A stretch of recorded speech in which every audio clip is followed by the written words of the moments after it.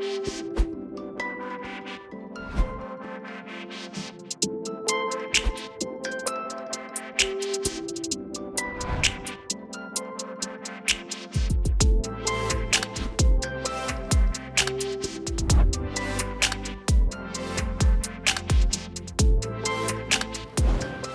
2011 essay for the Wall Street Journal, Marc Andreessen, co-founder and general partner of venture capital firm Andreessen Horowitz, famously declared that software is eating the world. In the decades since, Mr. Andreessen has been proven right time after time, as software giants like Apple, Google, Amazon, and others have changed almost every aspect of our lives. But there are surprisingly still hidden corners of the economy where technology has yet to shine a light. Vancouver-based Tribe Property Technologies was founded the same year Mr. Andreessen made his famous prediction. It offers technology-enabled management services model for both condo strata management and rental management, an industry that is largely still in the dark ages of paper. Cantech Letter talks to Tribe CEO Joseph Nakhla about how he sees the industry changing and what his company is doing to incite that change. Hi, Joseph. Good morning. Thanks so much for joining us today. Good morning, Justine. So nice to be with you.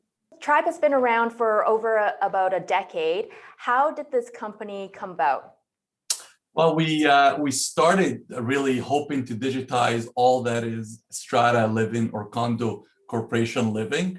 And we started to work with the real estate developers who are actually building these brand new communities. We give them tools to digitize all of them. And then once they're completed and the homeowners move in, we started to build specific features regarding the way people live in these communities.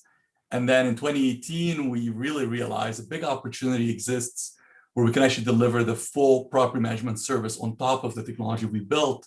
So it's been a long, amazing journey supporting so many homeowners over the years, and here we are. How exactly is Tribe Property disrupting the condo and rental management industries? Yeah, we're definitely digitizing it and modernizing it. The way we're doing that is we're taking all the affairs that occur in the community. It's pretty complex now. If you've ever lived in a strata or a condo corporation, you can see there's a lot of stuff going on associated with, we think of it as a corporation. Think of the whole building as actually a group of homeowners that are contributing their funds into a trust fund for maintenance and for protection of the assets, as well as planning for the future. And then throw in the complexity associated with the federal bylaws, provincial bylaws, and the communities laws. And then you can see now you've got a lot of information that has to be disseminated and a lot of activities and workflows. So what we do is we come in and like to think we bring harmony into these communities. We actually put our technology, we enable a lot of self-service ability for people to get answers to questions that they may not have before. We keep records, we educate the homeowners. And on top of all that, we still do the traditional property management piece, which is cash collection, dissemination, identifying the right partners to do work and maintenance for the community. So that's what we do in the condo space. And the rental space, it's a bit of a different relationship. It's a building usually owned by a landlord. So we partner with them. We digitize the community, but we help identify the right tenants for the community through all the digital tools that we've created. We allow for move-in, move-outs reports using our technology, ability to communicate better with the tenants, allowing them payment tools so they can actually pay their rent on time if they want to choose a credit card or whatever mode of payment they prefer. So it's a bit of a different relationship, but it's still a community. It's still home for these tenants. And we kind of employ our technology and our services to bring as much harmony into these communities as we can. So what would you say would be kind of the key inefficiencies that you see in the industry that you're trying to address specifically? Yeah, there's obviously we're anti-paper as much as we can. This is an industry that really hasn't seen significant changes over the last, some will argue 100 years, but definitely in the last couple of decades, by way of other than email and mobile, ability, communication. Still, we look at a lot of companies, even companies we've acquired over the years, are very, very paper heavy. And what we're trying to do is really not only just digitize the paper and the information on this paper, but actually connect the dots, create workflows, streamline them. So I would say that's probably the heaviest lifting that we do. But But it won't be a shock to you. You live in Vancouver, but if you live in any of those big cities, arguably around the world, more and more of us are living in these communities where we have common walls, whether we're renting and or living in condos. And this complexity that's coming in, we're not educated on it. We don't really know what it's like to live in these communities. One thing to live in a single family home, it's another to live in a strata building or a condo corporation.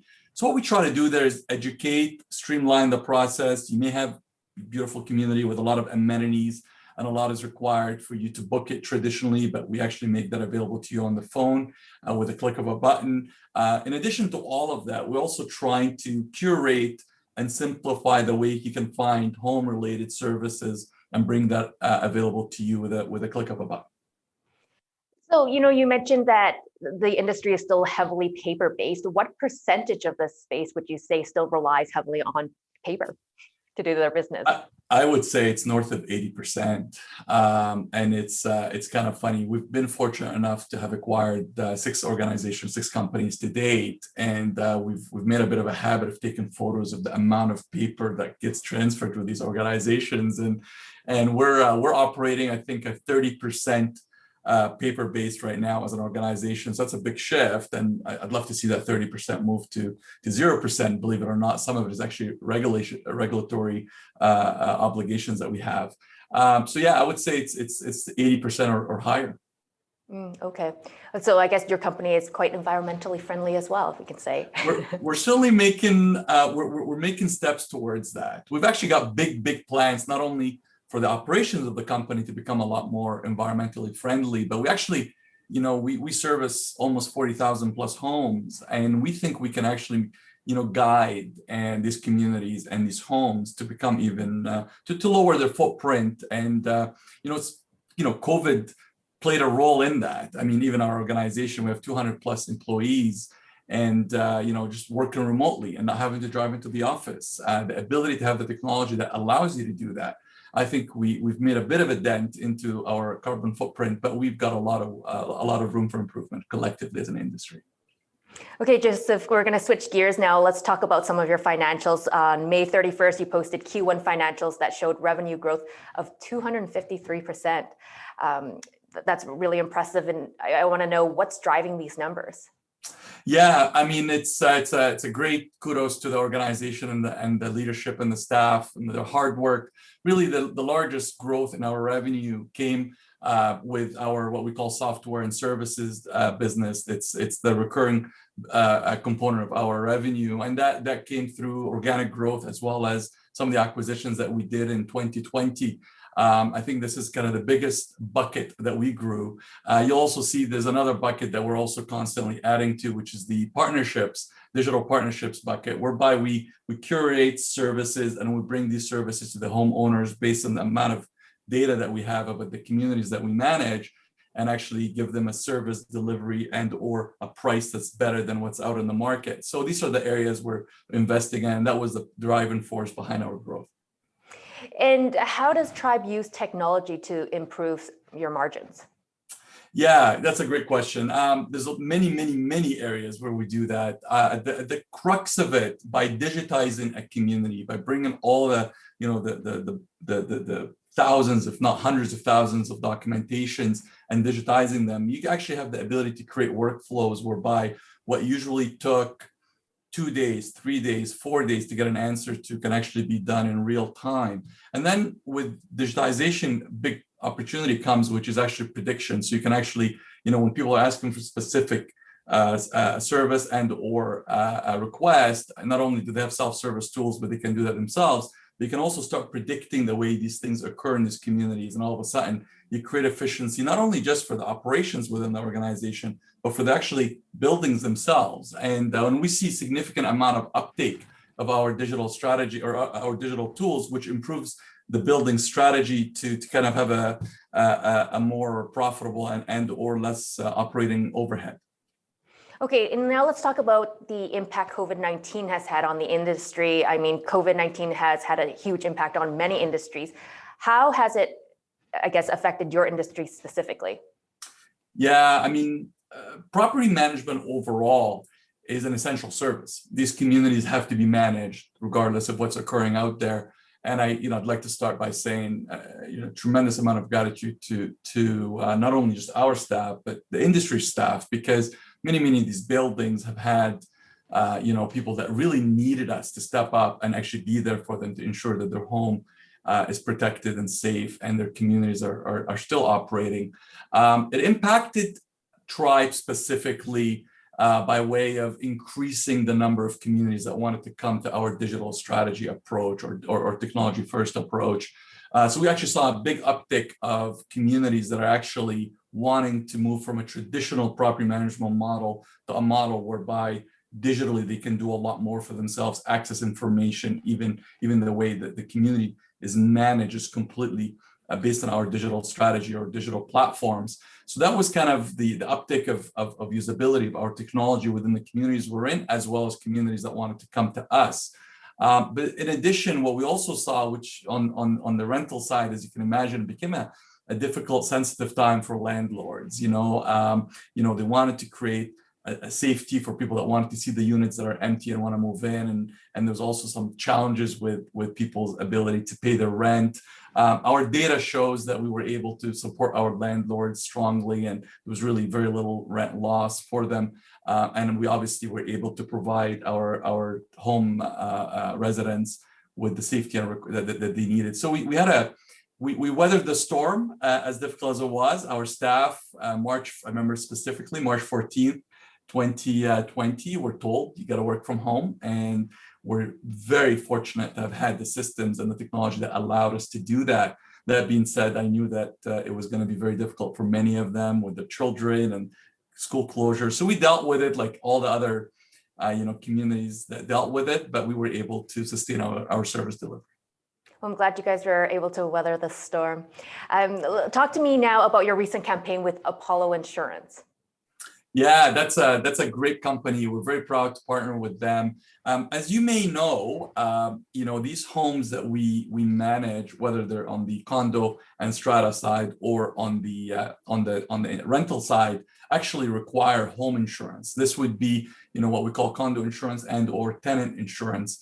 And in Canada, less than 40% of, or let me rephrase that, more than 40% of Canadian condos are actually underinsured or not insured at all, which is really causing a big problem. And you will have seen that in the skyrocketing premiums of the actual building or strata insurance itself.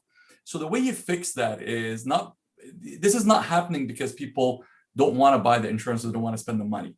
This is happening because people don't know what type of insurance they need and how to get it and how to procure it. So what we're doing, because we are into these homes and we have our technology already in there with the data, we actually make it really easy and simple for the homeowner with a click of a button to actually receive a policy quote. And once they receive it and it's actually adjusted to their home, adjusted to their building, once they receive that, they can make a decision to buy it or actually shop it around. And we welcome it. However, because of the relationship we have with Apollo and the integration we're working on, we'll be able to deliver them a very, very specific and cost-effective insurance policy for themselves. So that way they can actually execute with a click of a button, again, using their credit card to buy the policy. In the case of rental, more than 50% of tenants in Canada do not procure or buy tenant insurance, which again could be very, very dangerous and costly for them.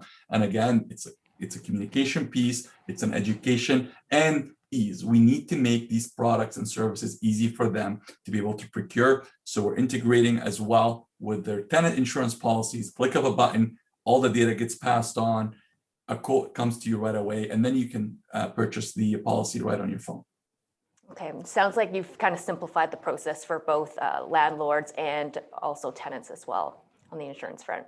That's exactly the goal. And that's actually simplifying living is really our mantra. So thanks for saying that. It's so true. Okay, you acquired Gateway Property Management in March of this year, and more recently you purchased the rental portfolio of Key Property Management. In terms of your future, do you plan to grow more organically or through acquisitions? Both. We're very active in the M&A space. As you may know, there's 13,000 property management companies that are actually working in our space in Canada and the US alone. So there's a lot of opportunities, very fragmented market to actually consolidate these companies and create a service base, technology and otherwise, that can actually satisfy the tremendous growth we're seeing in the industry in terms of the demand on the service. But the organic side of our business is growing significantly. We have digital strategy, obviously, from a lead generation point of view, to education, to conversion from lead to a customer, and our numbers just keep getting stronger quarter over quarter. So you'll see us be very aggressive on both fronts. Okay, and then talking about growth and your future, what are your plans for the upcoming year?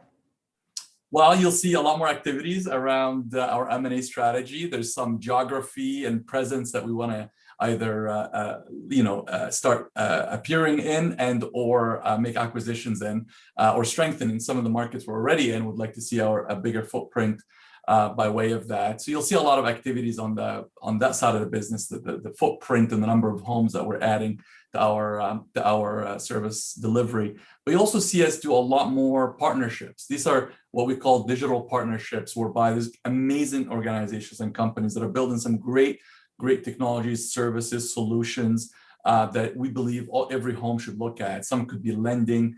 We've talked about insurance already, but even grocery delivery, smart home and smart building technologies that can really lower the footprint and the operating expenses of these communities. So you'll see a lot more of us making those activities, partnerships, potentially investments, and or just bringing, aggregating and curating best offers to our homeowners.